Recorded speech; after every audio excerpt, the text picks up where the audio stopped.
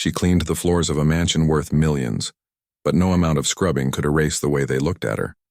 To them, she was invisible, until the day everything changed. When a powerful millionaire discovered what she was hiding, his world and hers collided in a way no one saw coming. It wasn't just about a job or even survival. It was about a mother's desperate fight to protect the one person she loved most. But what she risked will leave you questioning everything. For Rosa, life was a cycle of quiet endurance. Every morning before the sun rose, she caught the bus into the wealthiest part of town. Her uniform, simple, neatly pressed, was her armor. The mansion where she worked gleamed with marble floors and golden chandeliers, a world so far from her own that it almost felt unreal. To the family who lived there, she was the help. Polite nods, short commands, a paycheck that barely stretched. But Rosa's life was never just about cleaning houses. When her shift ended, she rushed home to a small apartment across town, where her daughter Alina waited.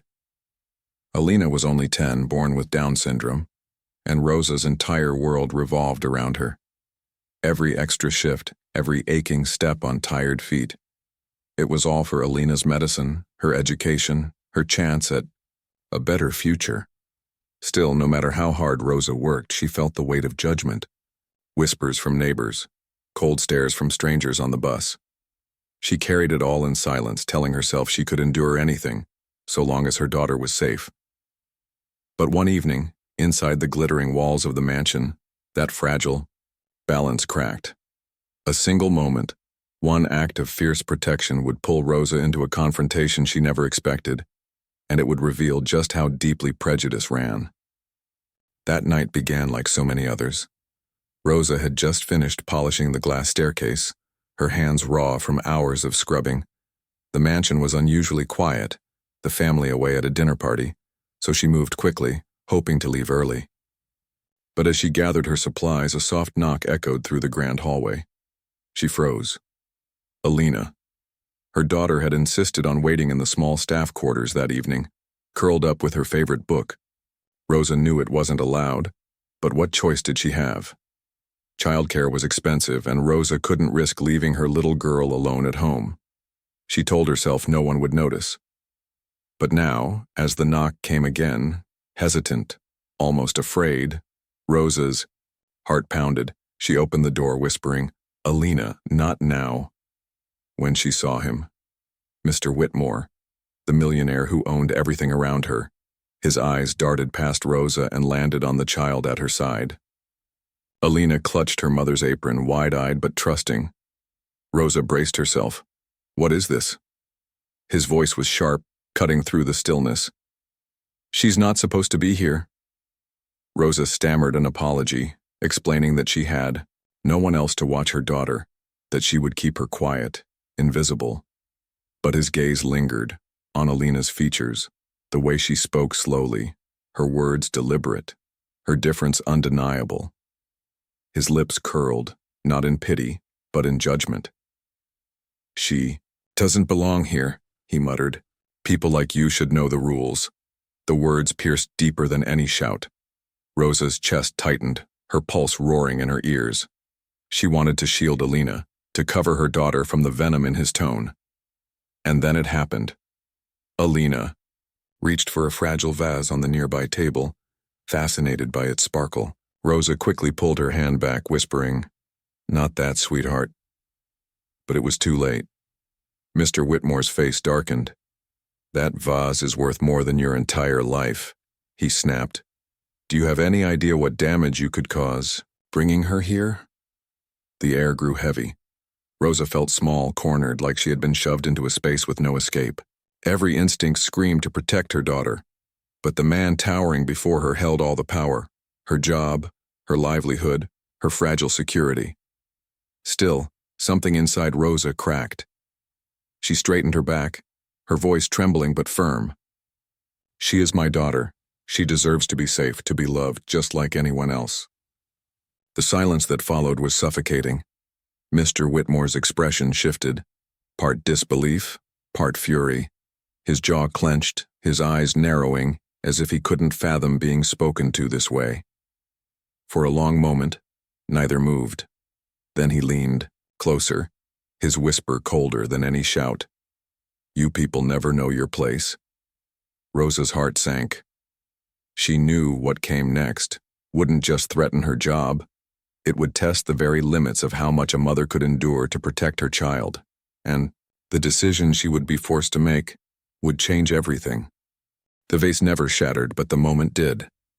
Mr. Whitmore's voice thundered through the empty mansion, sharp enough to make Alina flinch. "Get her out of here, do you hear me? This is not a place for people like that." Rosa froze, her arms instinctively wrapping around her daughter. Every insult she'd swallowed, every cruel glance she'd endured came crashing down in that instant. But this wasn't just about her.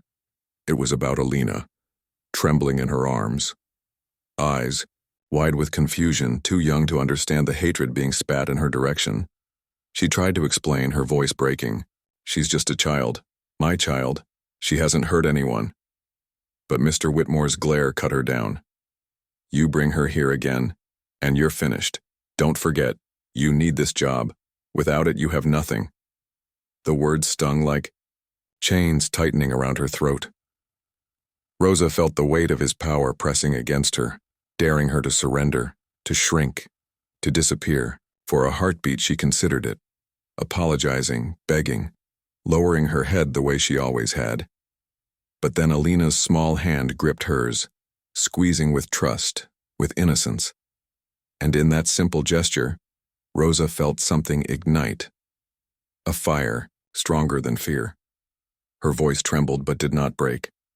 "I may lose this job, I may lose everything, but I will never let you treat her like she is less than human." The mansion seemed to hold its breath.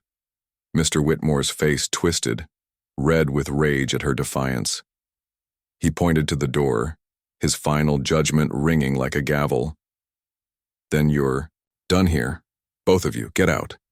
And as Rosa carried her daughter past the glittering chandeliers, she realized this was more than the end of a job. This was the beginning of a fight she could no longer avoid.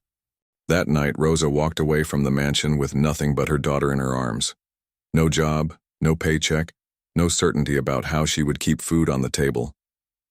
But what she carried was far greater than money. She carried her dignity. For the first time, she had chosen to stand tall, to say out loud what so many before her had been forced to swallow. She knew the price would be heavy. Yet when she looked down at Alina, resting against her shoulder, she realized there was no greater victory than protecting her child's worth. The world around her, however, did not change. Tomorrow, she would face the same stares on the bus, the same judgment in the grocery store, and somewhere behind closed doors, men like Mr. Whitmore would continue to believe their wealth gave them the right to decide who mattered and who did not. But Rosa's story is not just hers. It is the story of countless mothers and fathers who fight battles no one sees, who are forced to choose between survival and dignity in a world that too often devalues both race and disability. And so the question lingers: how many Rosas must walk away with nothing before we learn to see them as human? How many children must grow up in the shadow of hate before we decide they are worthy of love, protection, and respect? Her fight didn't end that night. It continues. In every act of courage, in every refusal to stay silent, in every demand for justice. Because until we listen, until we change, these stories will keep repeating. The question is, will we finally do something about it?